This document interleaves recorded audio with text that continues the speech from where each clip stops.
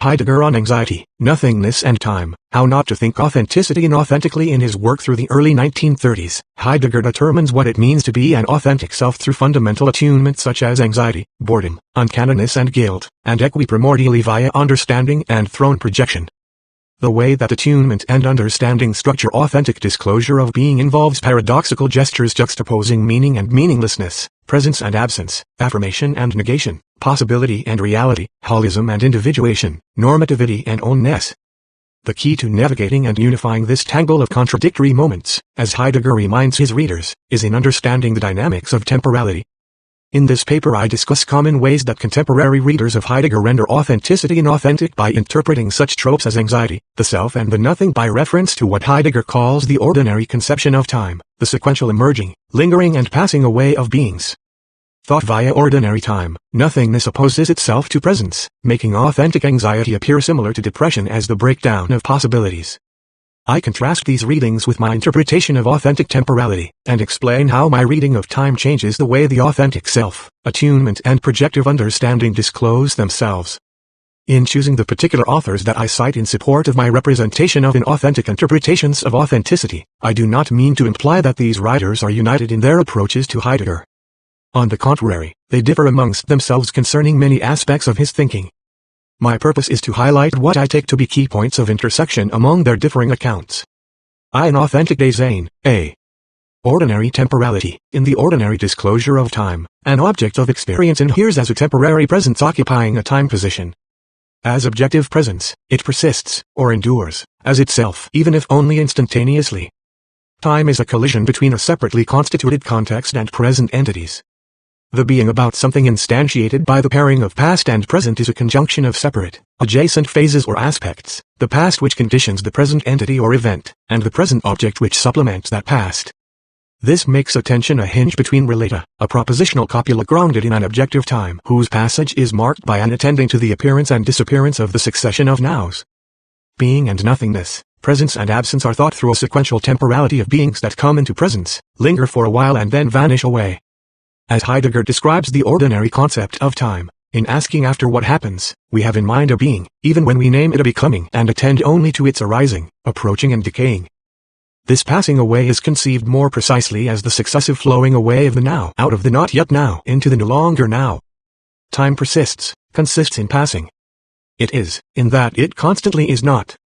This is the representational idea of time that characterizes the concept of time which is standard throughout the metaphysics of the West. Richard Capobianco appears to be capturing ordinary time in asserting that the simple being itself is the temporal spatial flow of all beings, the coming and going, appearing and disappearing, arriving and departing of beings, the emerging and lingering and passing away of all that is. And we, design, are carried along this flow, temporally stretched out. Mistaking ordinary time for original time means distinguishing the authentic present from the ontotheological conception of presence, the metaphysics of presence, on the basis of the difference between that which lingers briefly and that which lasts. Ian Thompson explains. In the process whereby beings come into being, linger, and pass away, we can distinguish between their dynamic emerging and disappearing, on the one hand, and the more static aspect of that which lasts, on the other. A being is either here or it is gone, it is either something or it is nothing, it either shines forth or it vanishes, there is meaning or absence of meaning. Even if a being lingers for only a split second before it is gone, it is never both present and absent at the same time, as the same identity. In being, present in time at the given moment is only that narrow ridge of the momentary fugitive now, rising out of the not yet now and falling away into the no longer now.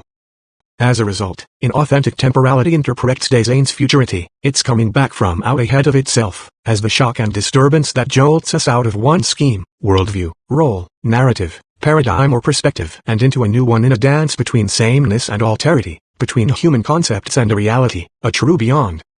Unformed by these concepts. Braver 2013b. In this thinking, the nothing situates itself as a meaningless purgatory between one presenting thing and another. Nullity marks the rift of arbitrariness and incommensurability separating the familiar intelligibility internal to subjective schemes from a separate past and future. This inauthentic future and the past are understood by reference to the present. My past, as it is disclosed within my present, functions to constrain and define this present and color my future. The past is there, merciless, like a hand on our shoulder, a weight dragging us down, the stage and props of our life's unfolding drama. Understanding history via ordinary time explores, from out of a present, information about a past, and thereby at the same time calculates the future. Seemingly in accord with this historiographical view of temporalization, Radcliffe depicts Heideggerian care as the way that we are anchored in the past, facticity, situated in the present, philenis, and forever looking to the future, projection. Slaby concurs that for Heidegger factual situatedness is situatedness in a place and a time. Affectivity ultimately is time, namely the factual past in the form of sedimented remainders that infuse, burden, and potentially suffocate ongoing comportment.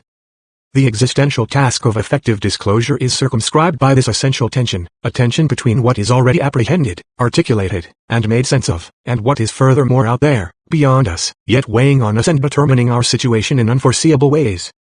In Inauthenticity, Desaign's projection of possibilities is treated as the capability of utilizing past experience in order to anticipate future events. Desaign projects its possibilities from the things and equipmental relations it is surrounded by. This projecting includes its own goals, purposes, roles and identities, which may or may not be in conformity with normative practices of its culture. Projection is thought to be a conscious choosing drawing from our past history, and our thrownness is the way past events, imposing themselves on us from outside of our volition as random accidents, constrain our future possibilities of decision. I am not pure possibility. I already have a life. I am already familiar with an established identity and world, the very world that anxiety is calling into question.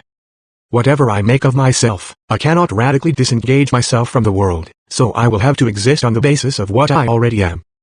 This feature of my being is my facticity, thrownness, or being already in the world. Again anticipating division 2, we can view this dimension as our having a past. We were born, thrown into this life. But not of our doing and not by our choice. We did not decide to be born, or where or when or as what, nor did we enact our own creation.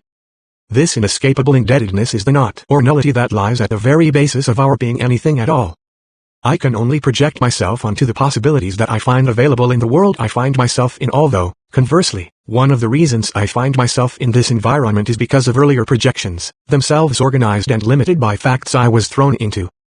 Projection and thrownness affect us by flinging external circumstances or inner resources forward from our past to influence our present and future. Projection and thrownness manifest the reciprocally causal dynamics of an authentic being in the world as the interaffection between subjective schemes and external constraints and affordances. B. The inauthentic self. In inauthenticity, the self is treated as a subjective consciousness which represents a world of objectively present things and ready-to-hand practices to itself. To represent means to bring what is present at hand before oneself as something standing over against, to relate it to oneself, to the one representing it, and to force it back into this relationship to oneself as the normative realm. We perceive the empirical world from within pragmatic, relevance-driven ready-to-hand schemes of interaction. We subjectively and intersubjectively set these in place in front of ourselves as schematic points of view, worldviews or narratives, and for a time they function to steadily unfold variations on a theme. While such schemes are ultimately beholden to changing empirical circumstances, we can become temporarily complacent in their use, with the result that these practices become sclerotically enclosed within their own mechanics. An intersubjective community sets in place and represents a world to itself via a process of reciprocal conditioning. The thinking of reciprocal causality turns on the ordinary formulation of time as the modal changes of a temporarily self-present object. Such thinking founds sameness and alterity as opposed structural aspects within a reciprocally affecting model. The equipmentality of readiness to hand expresses this intercausal thinking. In reciprocally conditioning models, the individual accommodates, adapts and shapes itself to its world via causal bodily and interpersonal interchanges that impinge on each other externally, in semi-arbitrary ways. Computers, offices, chalk, books, students, administrators, colleagues.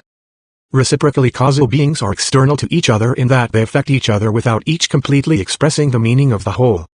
Instead, the whole is treated as a concatenation of chains of relations among temporarily present subsistences. Interaction spreads in a reciprocally causal fashion as feed-forward feedback loops according to an inauthentic temporality of punctual nows appearing and passing away. An already existing subject is affected and changed by a world that impinges on it. Heidegger defines this everyday model of experiencing as striking up against something and indeed something that strikes us. Having to take in something that comes upon us and does something to us, affects us, encounters us without our complicity. The inauthentic self locates itself as the subject of ready-to-hand ordering schemes. The subject is the end for which tools are the means. In other words, The self exists as what the contexture of tools in order to is for the sake of. The ready-to-hand meaning of the in order to uses of tools is subordinate to an overarching set of schematic goals and narratives put into place by a subject ensconced within and shaped by the practices of an intersubjective community. Being inauthentically for the sake of one's own self is an attending to what Dasein is, can do, and takes care of in everyday being with one another. To what has moved it, what it has pledged itself to, what it has let itself be involved with. Throughout its interactivity with the world, the self maintains its agential integrity. The authentic self, understood inauthentically, chooses possible roles, narratives and identities by which it can define itself.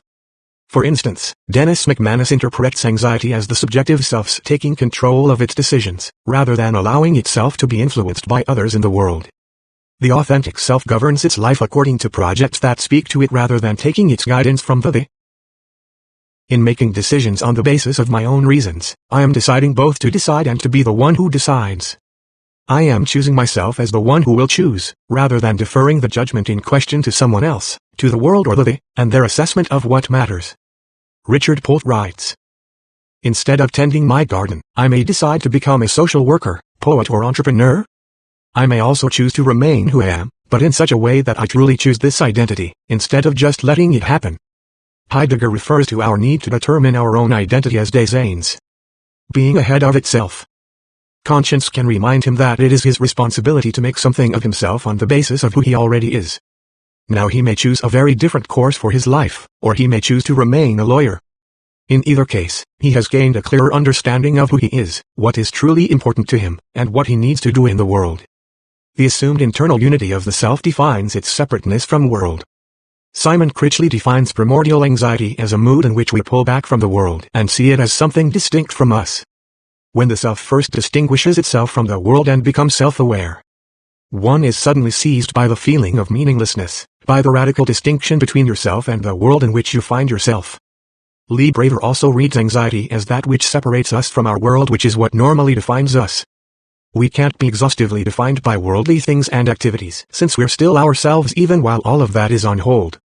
Kevin Aho says, narrative unity is structured by some sense of, what Heidegger calls, the for the sake of which, das Warum, referring to the background sense we have of our own futurity, Zukünftig, that is, of who we want to be based on where our life story is heading. Matthew Shockey writes, the essential methodological move in Descartes, as seen from Heidegger's perspective, is thus to withdraw from the world in such a way as to find a standpoint in which nothing, that is, no thing, no entity, is present, for this will be at the same time the standpoint from which one's own being comes into view, and, through that, the fundamental basis of the intelligibility of other entities as well. C.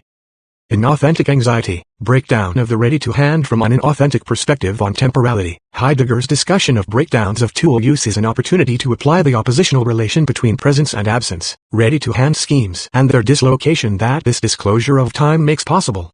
When a set of meaningful possibilities is closed down, other meaningful ready-to-hand contextures can get lit up. Making a tool conspicuous as a result of the breakdown of its use leads to the lighting up of the object as present at hand, and it also brings into explicit awareness a chain of referential connections in which the tool is entangled. As Heidegger describes it, in a disturbance of tool use, reference becomes conspicuous. This circumspect noticing of the reference to the particular what for makes the what for visible, and with it the context of the work, the whole workshop, as that in which taking care of things has always already been dwelling. With this totality world makes itself known. But, significantly, he adds making world visible this way belongs to the mode of ontic rather than ontological disclosure. The referential chain does not yet become explicit as an ontological structure, but ontically for our circumspection. Ibid. In other words, Heidegger reminds us that the lighting up of equipmental contextures as a result of breakdown is not an authentic disclosure. The reason for this is because, even when breakdowns lead to awareness of an expanded context of relevance, surprises and unusability are already within the scope of understanding of unthematic absorbed handiness, which is why disturbances are treated with a certain familiarity. When Heidegger talks about breakdowns of tool use, such disturbances don't simply oppose themselves to the smoothly flowing context of the use of the tool. Because handiness implicitly spreads itself out as the inseparable unity of a totality of relevance, breakdowns, disruptions, and surprises function as deficient modes within an already recognizable larger context of meaningfulness. One always sees something as something. Of course, thereby one can see something as something unknown, strange, unfamiliar, and so forth, but even then still as something.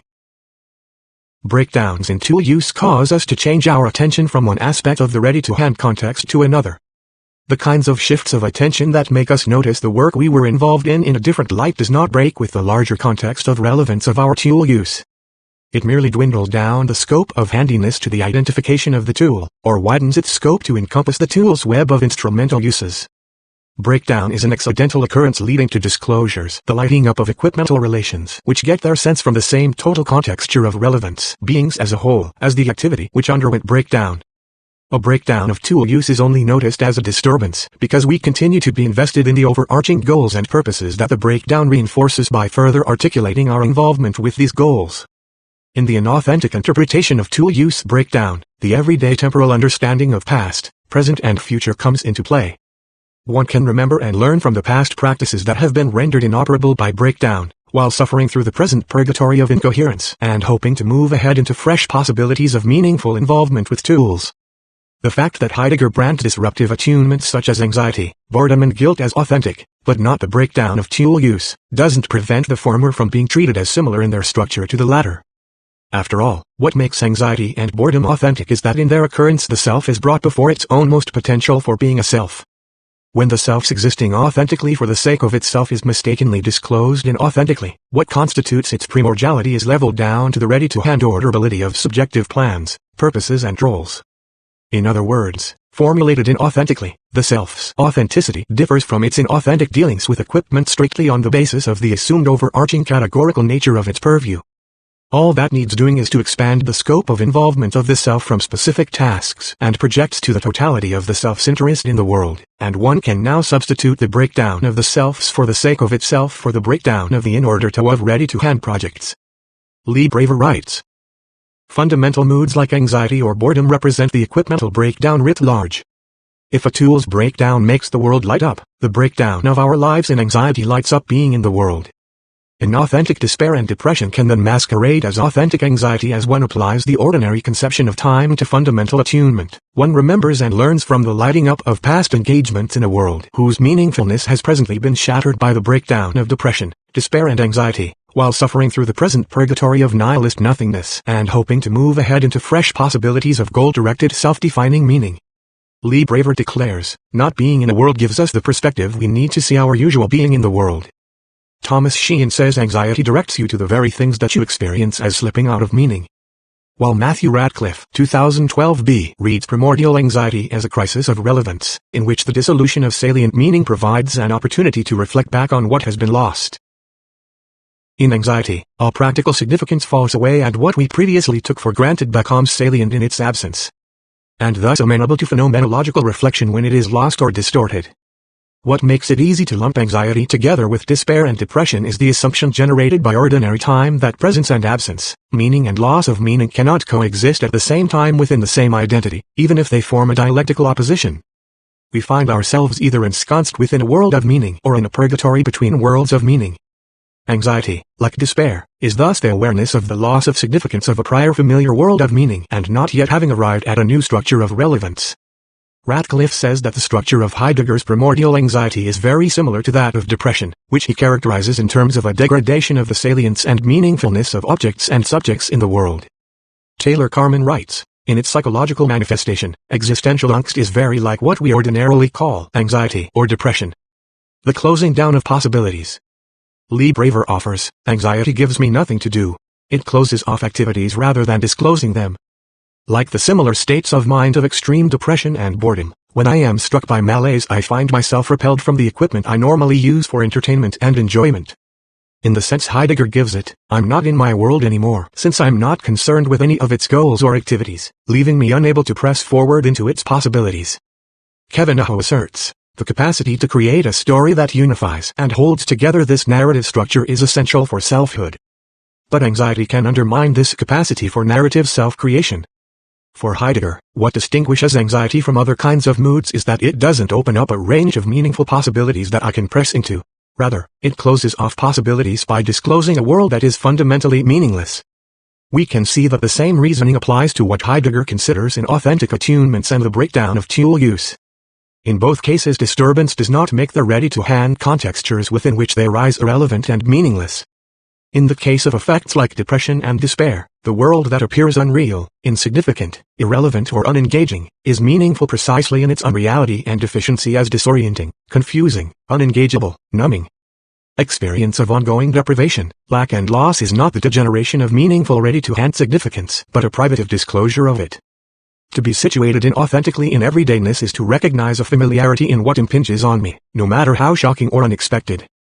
In this way, inauthentic attunement constitutes the essence of the irreducibly situated felt significance a world always already has for me, a meaningfulness within whose bounds pathological conditions such as depression appear as modifications, but whose basis they can never undermine. Heidegger would say that their possibility as deficiencies or privations is proof for the essentiality of Befindlichkeit. Such experiences are predicaments within concernful circumspective dealing with things and people, rather than crises of situatedness. The supposed crisis of situatedness which leads to apparent impairment and even incompetence in capacity to experience significant meaningfulness must be understood in the same terms as breakdowns in tool use.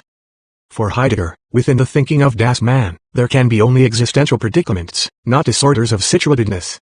Since I am always already relevantly involved in a world, depression has to do with the kind of relevance I experience, not my capacity or competence to experience it. Hopelessness, for example, does not tear design away from its possibilities, but is only an independent mode of being toward these possibilities. For Heidegger, emotional breakdowns do not pull the rug out from under our inauthentic situated comportment toward the world. That is, there can be no overall loss, erosion or diminishment of mattering and significance, only shifts in where significance finds itself. Even so, both complacent engagement with an everyday world and emotional breakdown represent a flattened, distorted, concealment of Dasein's authentic disclosure of possibilities. From the vantage of ordinary time, if the self's temporary situatedness within familiar social structures of normative rationality encourages the belief in the rationality of existence, the loss of such groundedness in anxiety exposes existence as radically contingent and absurd, as the self transforms itself over time in a dialectic between ensconcement within and liberation from schematic entrapment. Taylor Carman argues that anxiety reminds us that lives are not just in principle vulnerable, not just susceptible to potential crisis, but rather, like soap bubbles, essentially and constantly prone to dissolution and collapse. Thomas Sheehan declares, "Short of death I can experience another, crucial failure of meaning, one that issues in what Heidegger calls dread, angst. Here a complete collapse of meaning in the very midst of my life lets me see the absurdity, the utter groundlessness, of my engagement with meaning. In a flash of insight you realize that your world of meaning is based on nothing solid at all and has no final reason that can account for it." Robert Stoller says anxiety is a form of trauma. Massive deconstruction of the absolutisms of everyday life exposes the inescapable contingency of existence on a universe that is random and unpredictable and in which no safety or continuity of being can be assured. Trauma thereby exposes the unbearable embeddedness of being. As a result, the traumatized person cannot help but perceive aspects of existence that lie well outside the absolutized horizons of normal everydayness. According to the inauthentic view of Das Man, Heidegger's antidote to the stagnation of mindlessly absorbed entanglement with technological producing and social conformity consists in being forced to become explicitly aware of these schemes so as to free up the possibility of changing them. Ian Thompson likens the explicit identification and transformation of schemes of understanding to our initiation of a gestalt shift between perceiving a duck and a rabbit in the famous drawing. As Thompson puts it, I must find some way to accede to and affirm or else disown and transform or relinquish these self-understandings, and so take responsibility for myself. In our entanglement in the average everydayness of Das Man, we get caught up in unthinkingly routinized ways of behaving that follow the herd, causing us to neglect to choose for ourselves. Choice here does not mean strictly under our control. Authentic anxiety alerts us to the fact that we have allowed ourselves to get stuck in the autopilot of social and technological patterns. Inauthentic Dasein believes that Heidegger's task in introducing the notion of Das Man is to warn us of the dangers of falling into entrenching social, technological schemes and values, and to teach us how to escape them. This Kierkegaardian-influenced view of authentic choice as existential commitment sees Heideggerian resoluteness as involving the negating of a subjective pattern of worldly involvement and the clearing of a space for new commitments. We construct conceptual categories on the basis of a mediated interaction with a world whose becoming will regularly escape and violate our interpretive frames. This is intended to deconstruct the subject-object binary by exposing the dependence of our conceptual schemes, categories and desires on a world which always escapes closure within these schemes. Attending to the truth of being allows us to remain open to the subversive impetus of this worldly becoming. From the vantage of an inauthentic thinking, authenticity is a subject's glimpsing of the possibility of loosening worldly entanglements, voluntarily or otherwise. However, whether one chooses to be a revolutionary or is forced by circumstances beyond one's control to shake up the significance of their world as a whole, in either case the mode of disclosure that is operative is an authentic everydayness. Everyday Dasein is a goal-directed, plan-forming subject who jumps from one contingent scheme to another in a temporally sequential dance that oscillates between familiar intelligibility and arbitrary, nihilitative transit. 2. Authentic Dasein, A. Authentic temporality. In the previous section I showed how an inauthentic reading of time grounds an everyday interpretation of the authentic self and anxiety. In this section I introduce an alternative reading of time and unfold the changes in understanding of selfhood and anxiety that follow from it. A crucial point to understand about the nature of authentic temporalization is that the contingency it produces is neither teleologically guided nor arbitrary, accidental and absurd.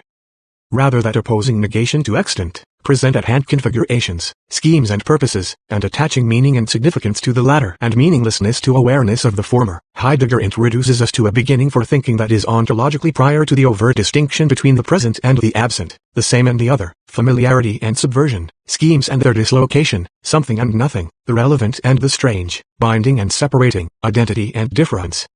What Heidegger elaborated in the guise of the as structure, temporality and the making of the work of art marries these gestures within the same paradoxical moment.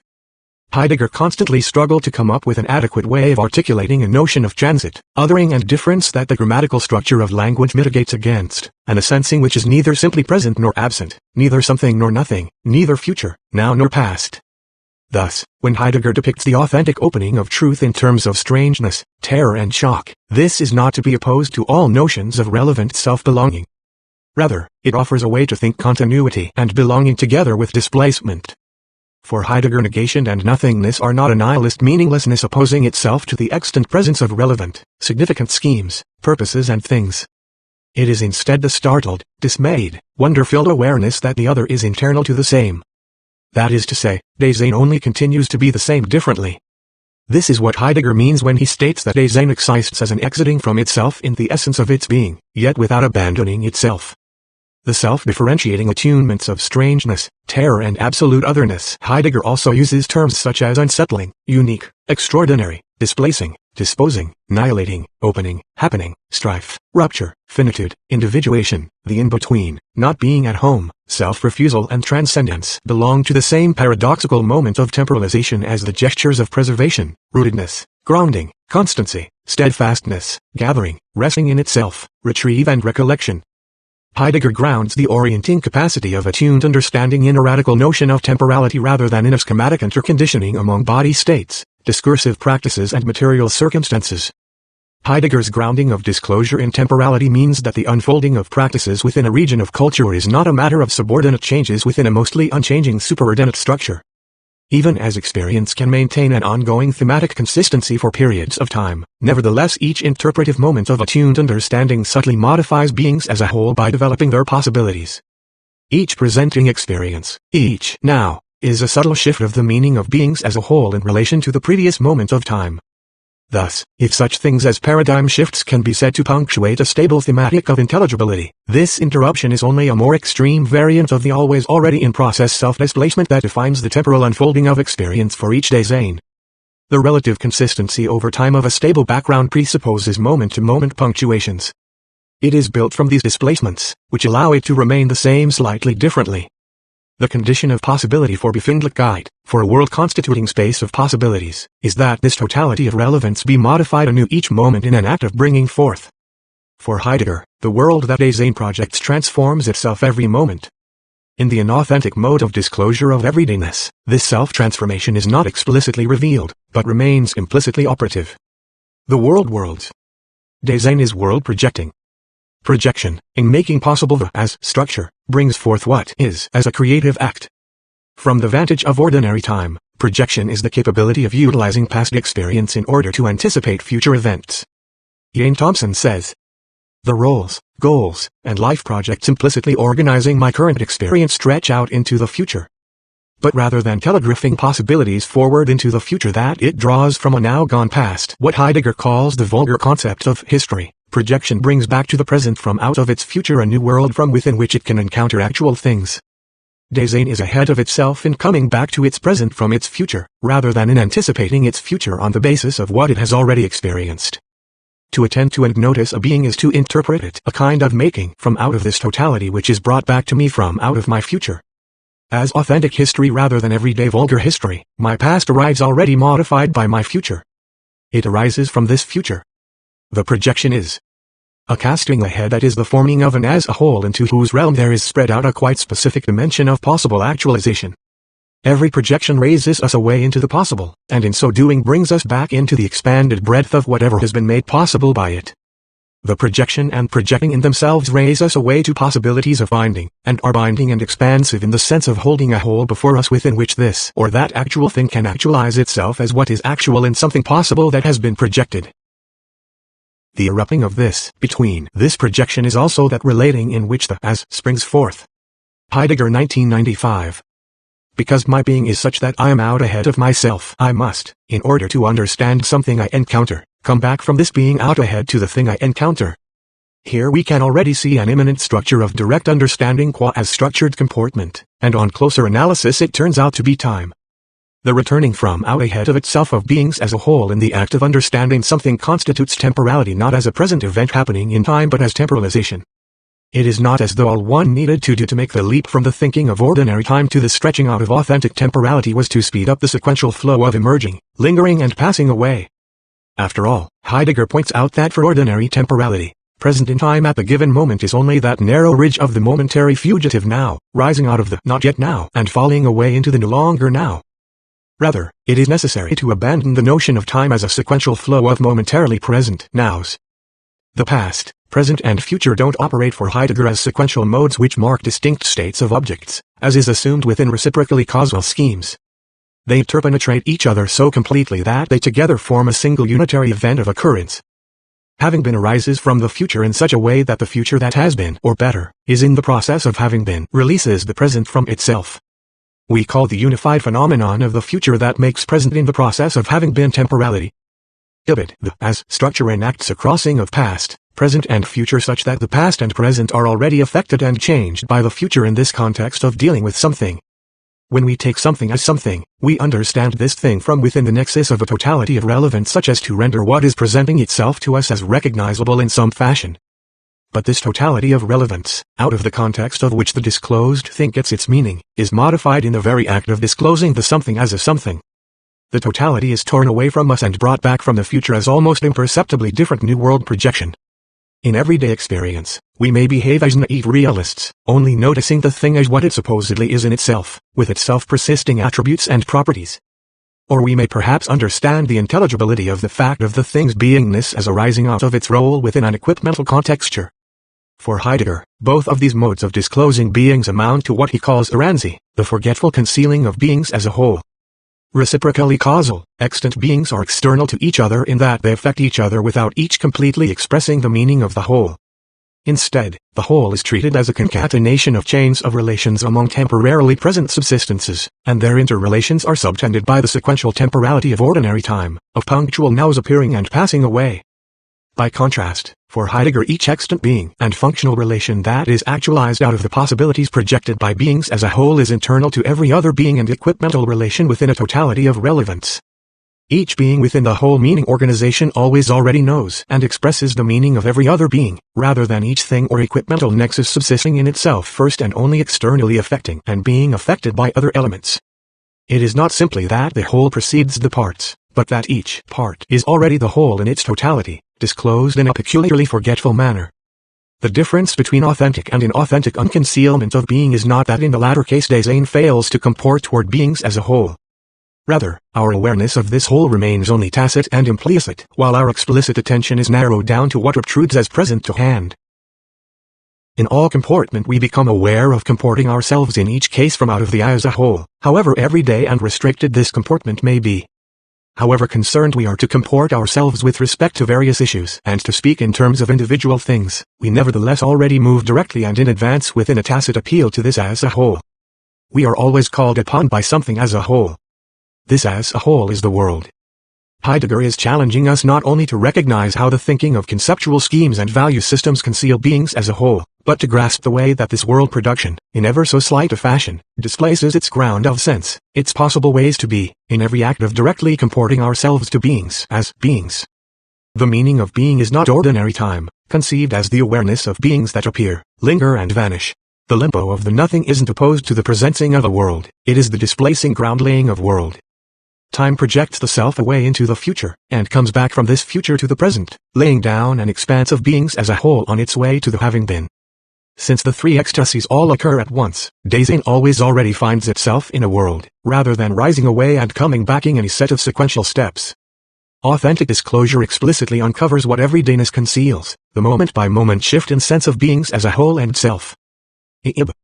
The authentic self, as I discussed in the first section, the world is treated as distinct from the self in an authentic everydayness, where the self is a present-at-hand subject relating to present-at-hand objects in a present-at-hand world. But authentic anxiety pulls back from and makes the present-at-hand world and the present-at-hand self insignificant, revealing the Dasein in us as the unity of self and world in their co-transformation. The self finds itself by coming back to itself from its throne projection, not in the way an already existing being embraces new experience.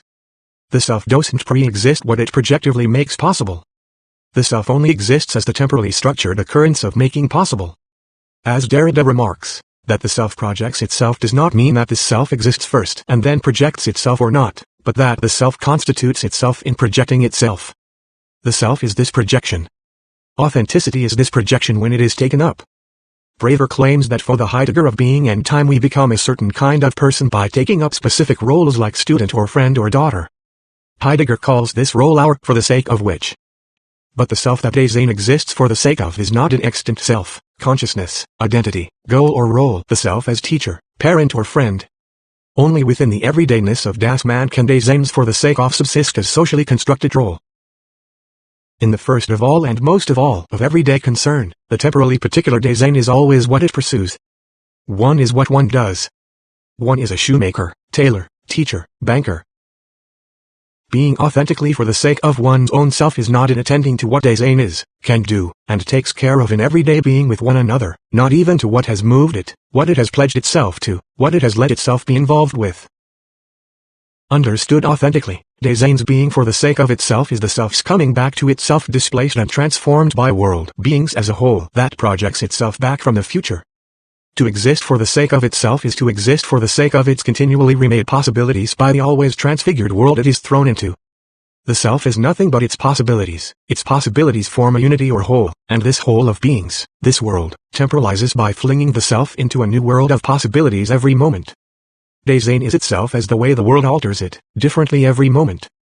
If the self's projected possibilities actualize themselves as, among other things, the ready-to-hand role of teacher in its equipmental contexture of computers, offices, chalk, books, students, administrators and colleagues, then what it means to be a teacher, and the meaning of the functional relations that envelop it, are displaced and redefined as a unified whole in every moment of world projection, uniquely for every Dasein. Contrary to Braver's insistence that I am not pure possibility, I already have a life. This always already is not the bygone past of ordinary time, constraining and conditioning the future from behind via its subsistence as present at hand. Rather, the always already is a having been which arises out of the future. In projecting a new world every moment, authentically futural Dasein is indeed pure possibility. The temporal as structure of world projection renders the disclosure of beings as a whole as an eruptive displacement of self via world. This is the difference between awareness of the that it is as a subject experiencing objective beings, and awareness of the that it is as Dasein being the experience, as the nullifying absensing of transit. When Heidegger refers to Dasein's own most non-relational possibilities of being a self, what makes these possibilities non-relational is not that they separate a self's goals, interests and predispositions from the normative demands of culture, but that they also separate the self's disclosure of itself from its own schematic goals, purposes and predispositions. No one can take over my life, but in authentically being ahead of myself, the self-affecting I doesn't take over my life either. My authentic possibilities are drawn neither in relation to extant community practices nor in relation to my supposedly pre-existing own patterns of acting. In authentic disclosure I understand what I fail to realize in everydayness, that I continue to be myself only by being other than myself moment to moment. The radical alterity of the nothing is not what opposes itself to presence, self, being, but is being itself. Radical otherness as projective transcendence is not lack, absence, annihilation, a collapse of meaning. It is meaning itself. The goal-directed, narrative-forming self belongs as much to the everydayness of das Man as does the one who defers decisions to others. For Heidegger, authenticity is not a matter of choosing an internal over an external locus of control, the consulting and reflecting on inner resources rather than the giving into external causes, the following of trajectories of actions that are projected forward from the self's extant narrative identity, goals and interests. On the contrary, the thinking of self in terms of equipmental goals, roles, identities, guiding interests and vocations belongs to the ready-to-hand forgetfulness of das Man. The making possible that anxiety opens up is precisely not remembering, drawing upon and being guided by past subjective roles or narratives, any more than it is a drawing upon objective facts or conventional values from the world. Such a self, as well as its world of involvements with other Daseins, represent ready-to-hand and present-to-hand beings belonging to an inauthentically disclosed world. One doesn't arrive at anxiety's authentic disclosure of being until one renders not only the world of present-at-hand objects and ready-to-hand fellow Daseins insignificant and irrelevant, but also makes irrelevant one's ready-to-hand self of guiding interests. Neither an extant network of reciprocal causal things and people, nor a stark, extant, agential self are attended to in anxiety. What anxiety focuses on is not annihilative, meaningless nothing, not the absence of a relevant world, but the event of making a world possible. The self and its world always exist together, and only do so in the displacing regrounding of the ground of beings as a whole. Self and world only exist as their reinvention. Anxiety is not a change in awareness in how a subjective self relates to an extant world.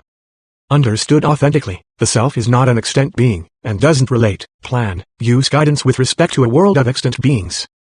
As authentic being a self, resoluteness does not attach Dasein from its world, nor does it isolate it as free-floating ego. How could it, if resoluteness as authentic disclosedness is, after all, nothing other than authentically being in the world? Existing, Dasein is its world. Angst individualizes and thus discloses Dasein as solus ipse. This existential solipsism, however, is so far from transposing an isolated subject thing into the harmless vacuum of a worldless occurrence that it brings Dasein in an extreme sense precisely before its world as world, and thus itself before itself as being in the world. For a self to become self-aware is for it to understand itself from its world. But to distinguish oneself from one's world in the manner that the authors I have mentioned attempt to do is to separate oneself from one's possibilities. Since the self is nothing but its possibilities, separating self from world is eliminating the authentic self rather than becoming self-aware. In anxiety and boredom, and in the making of the work of art, the alienating world of extant possibilities is refused in order for Dasein to be itself most authentically in terms of making possible. Inauthentic world is refused in favor of authentic world formation. To say that Dasein is beyond beings as a whole is to say the same thing as that it is beyond itself, and therefore no thing. As thrown projection, the self comes back to itself from its future. Projection carries the self out and away from itself. Projection is a making possible, and as such is no thing. Dasein means, being held out into the nothing. Holding itself out into the nothing, Dasein is in each case already beyond beings as a whole. This being beyond beings we call transcendence. Giving Dasein a possibility in anxiety does not mean that at some time in the future Dasein may come into new concrete possibilities of being. It does not mean that one is preparing oneself for a period of confused searching, during which time one finds nothing of significance to relate to until one arrives at a new set of life narratives to replace those one left behind in anxiety. It means that right now, immediately, Dasein already finds itself in possibilities. There is no period of searching, and no need for accepting diminished expectations, even temporarily, concerning the meaningfulness of life. Anxiety is not worry directed toward, projected from, either the individual things or equipmental relations one is losing interest in. And it is not worry directed toward the selves for the sake of which disclosed inauthentically as its ability to order and arrange things according to schemes and narratives of goal-directed action. The forsake of which is not the inauthentic self that projects its possibilities to be from extant ready-to-hand purposes and schemes. It emanates from a future not already conditioned by present and past trajectories of interest and purpose. Anxiety doesn't cause being in the world to light up. It doesn't spur us to attend to contextures of equipmentality that have been concealed from us, or reflect on a past involvement which has become presently meaningless. On the contrary, anxiety causes the withdrawal of the total contexture of relevance of beings as a whole. In anxiety and boredom, we don't reflect back on the world we have left behind us or that has been cut off from us in order to grasp its meaning. We refuse that inauthentic world, learning nothing from it, and look forward into the making possible of world. Anxiety is precisely not the despairing grieving over the loss of prior enthusiastic engagement with a meaningful world, not an existential crisis. In anxiety we are not bothered by our inability to care any more about the familiar world we are in the midst of. This is not what we are anxious about. Rather, our concerns lie with the strangeness of our coming into being as possibility. By virtue of the projected sketch set into the work of the unconcealedness of what is, which casts itself toward us, everything ordinary and hitherto existing becomes an unbeing. This unbeing has lost the capacity to give and keep being as measure. In angst, Dasein is taken back fully to its naked uncanniness and benumbed by it. But this numbness not only takes Dasein back from its worldly possibilities, but at the same time gives it the possibility of an authentic potentiality of being. The self's authentic for the sake of itself is projected from the possibilities of a new world. Anxiety can only be because one is always already within world projection, which is a turning of disclosure away from an alienating, extant world toward throne projection, which displacingly makes possible a new expansive world. Resoluteness means letting oneself be summoned out of one's lostness into its own most possibilities. Authentic anxiety. I mentioned in the first section that a number of scholars associate Heidegger's account of disturbance of tool use with anxiety, and anxiety with despair and depression. Emotional disturbances leading to despair and depression focus our attention on the loss of previously meaningful involvements in the world, on a thinking of nothingness as nihilism. The recognition of loss of meaning and relevance, and its implications for one's life is a kind of understanding, but it is not what Heidegger means by the fundamental attunements of anxiety, boredom, guilt and uncanniness.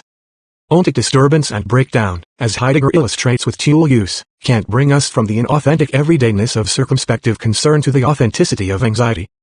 In the first place, by their very nature, equipmental disruptions and surprises belong within the order of the ready-to-hand. Emotional health and disturbance, understood as loss of possibilities and significance, are modes of the inauthenticity of das Man, of Dasein's concernful dealings with itself and others. The loss that despair represents is an ontic deprivation, having to do with the deprivation of things or equipmental relations with others that we count on. More importantly, fundamental anxiety is not a breakdown or loss of significance, not a nothingness understood nihilistically. It is not an existential crisis, not, as Stollerow puts it, anticipation of the collapse of all meaningfulness. On the contrary, anxiety puts us in touch with the most profound and fundamental ground of meaning. Anxiety prepares us for anticipative resoluteness, the projective self-understanding of making possible. For Heidegger, authentic anxiety and boredom are anything but a despairing degradation of meaningfulness. Anxiety is not, to be sure, an elated mood but also not a depressed one.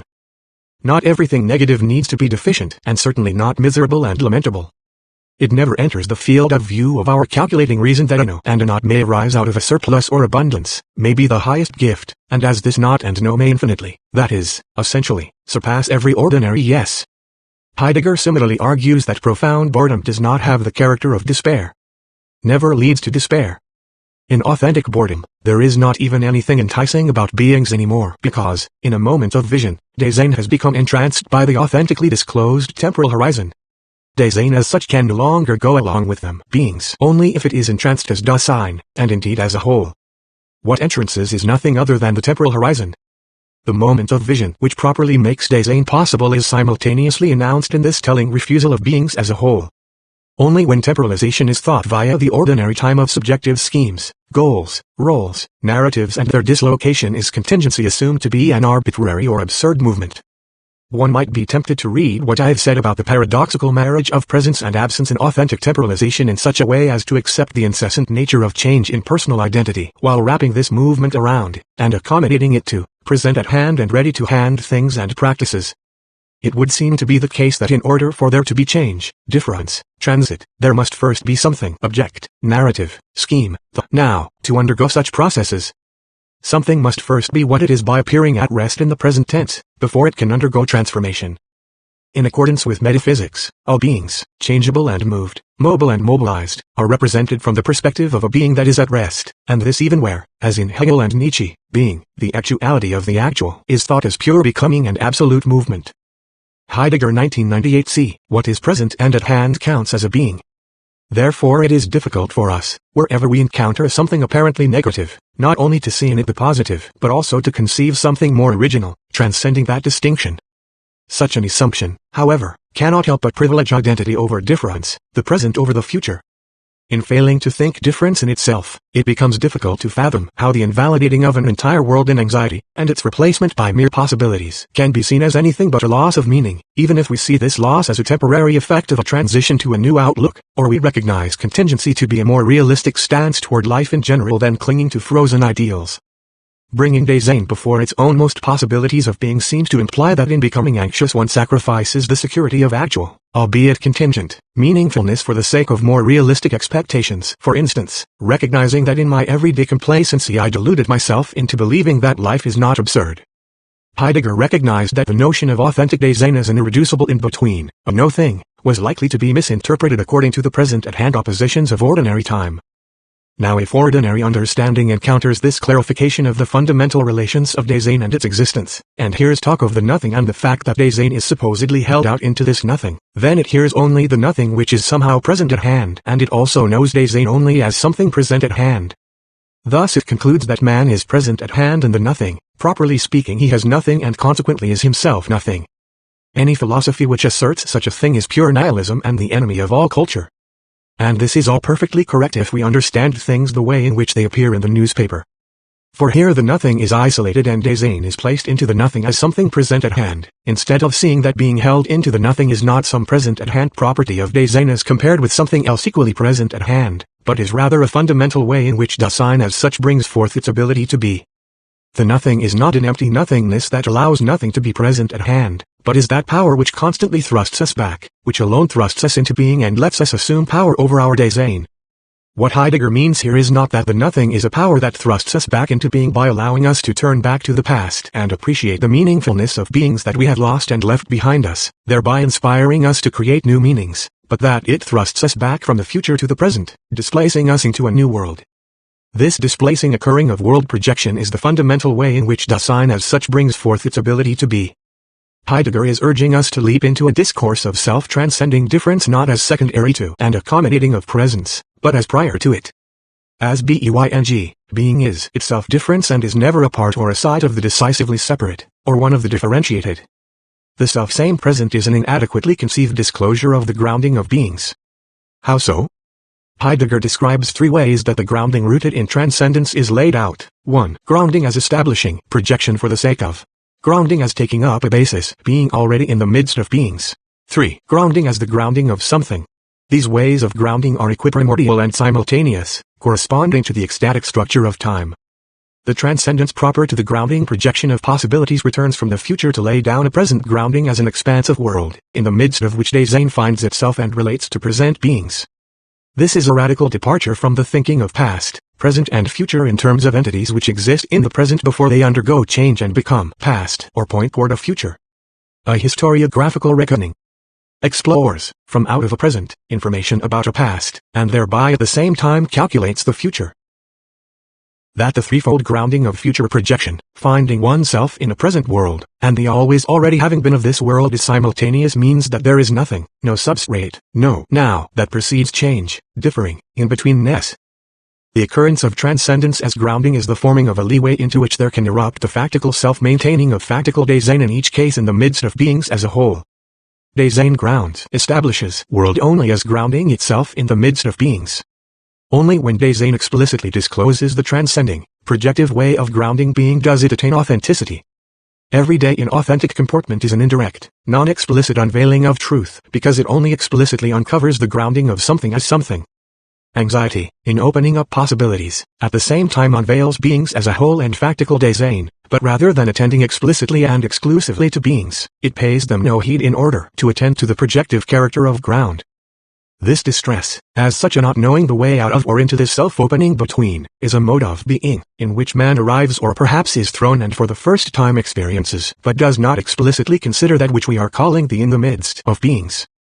To say that the projective establishing of ground is simultaneous with being in the midst of a world, and with disclosing present at hand things as things, is to indicate the following: coming back from out ahead of myself, from the transcendence of the nothing, is internal to the being of a present at hand something. The present at hand something is itself a nothing, but only implicitly. Explicitly, it is nothing less. To be more precise, an objectively present thing is understood implicitly as all three types of ground.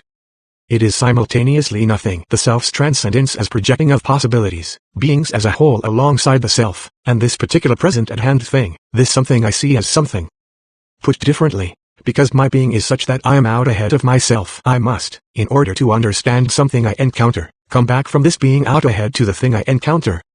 Here we can already see an immanent structure of direct understanding qua as structured comportment, and on closer analysis it turns out to be time. What's crucial to understand here is that every temporal repetition of my seeing something as something, whether it be the same or a different thing, transcends beings as a whole and throws me into a new world and a new self. The present thing is implicitly grounded in this self-transcending, world-displacing nothing even when it is explicitly treated as its own ground. This unique world and everything in it, including the self that I am, have a life expectancy of one moment, the instant of futural world projection, and the self's simultaneous coming back to itself as a present being in the midst of a radically finite present world. Not to worry, though. My world and self will continue to be the same in the next instant as in the previous, but they will be the same differently, returning from the other side of an abyss of alterity. Derrida says the point of Heidegger's formulation of anxiety as being towards death is not to remind us of the nihilism of meaninglessness, but to orient us toward the radical futurity and open possibility of temporality. The point is not to resign oneself to one's mortality, but to constitute the present as the past of a future, that is, to live the present not as the origin and absolute form of lived experience of existence, but as the product, as what is constituted, derived, constituted in return on the basis of the horizon of the future and the ecstasis of the future, this latter being able to be authentically anticipated as such only as finite to come, that is, on the basis of the insuperability of possible death, death not being simply at the end like a contingent event befalling at the far end of a line of life, but a terminating at every, let's say moment, the opening of the future in which is constituted as past, what we call the present, and which never appears as such. Derrida's chain of deconstructive tropes, difference, gram, trace, directs us to the futural difference within presence, the way that a would-be identity comes back to itself differently as the same. Derrida's notion of iterability is informed by a radical view of temporality he shares with Heidegger. The repetition of the same meaning intention one moment to the next is the fundamental origin of the contextual break, and our exposure to otherness. Iterability, as difference, would be an imperceptible difference. This exit from the identical into the same remains very slight, weighs nothing itself. It is not necessary to imagine the death of the sender or of the receiver, to put the shopping list in one's pocket, or even to raise the pen above the paper in order to interrupt oneself for a moment. The break intervenes from the moment that there is a mark, at once. It is iterability itself. Passing between the re of the repeated and the re of the repeating, traversing and transforming repetition. Pure repetition, were it to change neither thing nor sign, carries with it an unlimited power of perversion and subversion. The repetition of this very slight difference dividing self-identity from itself produces a self that returns to itself from its future the same differently. There is singularity, but it does not collect itself, it consists in not collecting itself. Perhaps you will say that there is a way of not collecting oneself that is consistently recognizable, what used to be called a style. Derrida's thinking here bears a remarkable resemblance to Heidegger's 1971 insistence that identity is never simply present to itself, but differs from itself as the same. The same never coincides with the equal, not even in the empty and different oneness of what is merely identical. The same is the belonging together of what differs, through a gathering by way of the difference. We can only say the same if we think difference. Heidegger's paradoxical understanding of the same as the difference within identity informs his use of terms such as preservation, rootedness, ground, constancy, steadfastness, gathering, steadiness, resting in itself, retrieve, recollection and throwness. These tropes all point to the repetition of the same radical othering. Sameness, the simple in its ever-originary essentiality, is the mystery to which creative individuals are committed. Every innumerable difference in degree is at the same time a difference in kind. Every increment of accounting of the duration of a thing gets its sense from the uncanny and incalculable occurrence of world projection. Calculative thinking is unable to foresee that everything calculable by calculation, prior to the sum totals and products that it produces by calculation in each case, is already a whole whose unity indeed belongs to the incalculable that withdraws itself and its uncanniness from the clause of calculation. Heidegger 1998 Contrary to reciprocally causal models, where beings subsist temporarily as extant presences before they are altered by their reciprocal relations with other beings, the disclosure of any element of a Derridean system both produces and modifies the sense of the system as a whole. In Heideggerian terms, the disclosure of a present-at-hand entity transcendingly produces and modifies beings as a whole, albeit only implicitly and privatively. Understood from within the sequentiality of ordinary time, schemes exist as present-at-hand entities before their dislocation, subversion and transformation. For instance, in the example of the ambiguous duck-rabbit drawing, the image of a duck discloses itself inauthentically as a present-to-hand perceptual scheme. As perceptual interpretation transitions from the image of the duck to the discovery of the rabbit, there ensues a moment of indeterminacy, a present-at-hand experience of vacuous nothingness, the vanishing of the previous being prior to the emergence of the present being. But from the perspective of authentic temporalization, the formulation of change as a gestalt shift from one scheme of understanding to another comes too late. The as structure of seeing the duck as a duck already divides the identity of the duck via its temporal repetition. To see the duck as what it is, and continues to be, means to displacingly project a new ground of world every moment, from within which we understand the image of the duck as a thing in the world.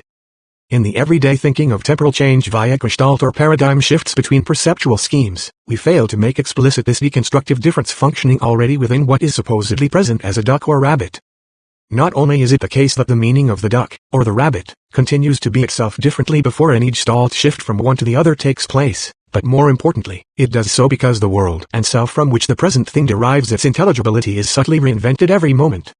Is it any wonder that, discovering that the world grounding the meaning of ordinary beings reinvents its sense every moment, Heidegger says the disposition of wonder experiences the most ordinary as the most unusual? Disclosing beings as objectively present things is the ultimate example of forgetful, flattening, meaning-deprived absorption in the world. In order to reveal being in its fuller meaningfulness, we may withdraw our attention from the that-it-isness of present-at-hand things in the direction of the ready-to-hand context of their use. But in doing so we remain within a privative mode of understanding. Even scaling up from the limited domain of the use context of particular things to a totality of relevance, weaving together all beings in our world into a single unity doesn't reveal the being of beings authentically. We have to turn away from the ontic disclosure of this total context of relations in order toward the ontological disclosure of world in such a way that the selves for the sake of which is the transcending projection of possibilities is uncovered. One might get the impression from what I have just said that arriving at Heidegger's that-it-is, as the truth of the being of beings, amounts to no more than a widening of the scope of awareness from the trivially subordinate to the consequentially superordinate aspects of an extant relational structure of meaning. If this were all there was to it, there would be nothing in my analysis to threaten the overall substance of the accounts of the authentic self I have been critiquing here. But shifting from inauthenticity to authenticity is not a matter of enlarging the scope or intensity of awareness. It is instead a question of how we understand the basis of awareness in temporality. Put differently, to disclose beings or oneself authentically is not to light up an extant object, relational in order to or purposeful self by noticing it, but to find oneself in the midst of transit. The authentic revealing of the I as a whole of world is not the conscious awareness of an objective thing, pragmatic use context, or the self as the totality of its interests, involvements and goals, but a self-displacing happening wherein the beyond itself of a future making possible simultaneously comes back to deposit Dasein in the midst of a present expansive world. This movement is not a discovery of what is, but a making of what will be. Knowing awareness has nothing to do with consciousness, which entirely and exclusively maintains itself in the forefront corner of the subject-object relationship. Heidegger 2016a. In shifting our mode of disclosure from objectively present thing to ready-to-hand contexture to extant beings as a whole to the projective occurrence of making possible, we are not each time supplementing or enriching a form of meaning which subsists independently of the change in mode of disclosure. The authentic truth of being is not a categorical supplement to or container of beings. It is not merely becoming conscious of what is, and thereby meaning that because knowledge is a more and an in addition, it therefore would already be a transformation. Quotes. The present at hand and ready to hand are derivative modes which always imply, as intrinsic to the nature of their own being in itself, what they conceal from explicit awareness, projective transcendence. The critical distinction between the authentic and the inauthentic lies with the difference between implicit and explicit understanding. The fact that we aren't explicitly aware of our Dasein's incessant self-othering transit doesn't mean that such displacing transit doesn't underlie the apparent self-identical persistence of an object we stare at. The nothing nihilates incessantly without our really knowing of this occurrence in the manner of our everyday knowledge. Heidegger 1998b. Das man's not knowing about the incessant occurrence of the self-transcending movement of the nothing expresses the fact that in everydayness the integral and intimate movement of authentic Dasein deteriorates into a fragmented, arbitrary form of transit. Everyday familiarity has this quality of the fragmented and arbitrary. Thus, anxiety's transcendence of beings as a whole toward possibilities is not a sacrifice of, or supplement to, an independently subsisting meaningfulness associated with present at hand and ready-to-hand beings. It's not as though the concept of a present-at-hand hammer, with its properties and attributes, has any intelligibility whatsoever in itself, apart from its role in a contexture of functionality. And it's not as though this equipmental contexture, and the totality of relevance of beings as a whole, has any meaning in itself persisting beyond the fleeting, anxious, uncanny, finite, unique moment of its establishment as this whole in projection. We must know all of these facets of the threefold grounding implicitly, simultaneously, in order to know what a hammer is, even when all we know explicitly is the present-at-hand hammer seemingly subsisting in itself in the now. Uncanniness and anxiety don't tell us that the familiarity of persisting identity, the lingering of beings, is temporary and its sense will eventually be transformed over time. They tell us that the former are themselves forms of uncanniness just as is anxiety, but they are privative, alienated, confused, ambiguous modes of uncanniness. Desain's lostness in the they. The most insidious manner of forgetting is the progressive repetition of the same. One says the same with a constantly new indifference. The mode of saying and interpreting changes. Authentic temporality reveals within the movement of history an irreducible integrity, intimacy and relevance missing from accounts which depend on a thinking of ordinary time. An inherent violence attaches to the becoming of the world in the extent to which change is construed as arbitrary and incommensurable.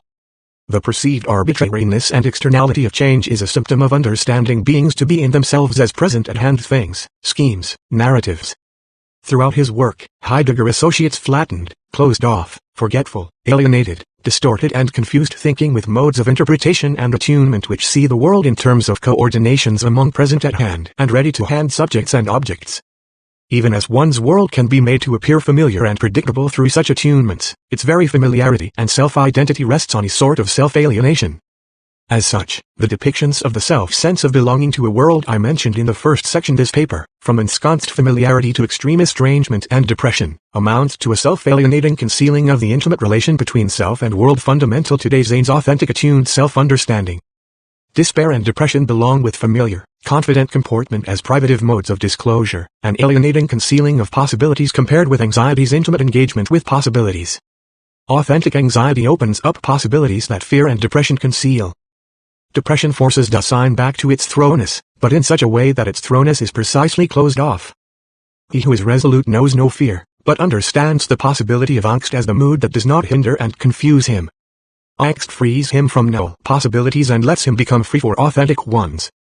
The fundamental possibilities of Dasein, which is always my own, show themselves in angst as they are, undistorted by inner worldly beings to which Dasein, initially and for the most part, clings. It never enters the field of view of our calculating reason that a no and a not may arise out of a surplus or abundance, may be the highest gift, and as this not and no may infinitely, that is, essentially, surpass every ordinary yes. References,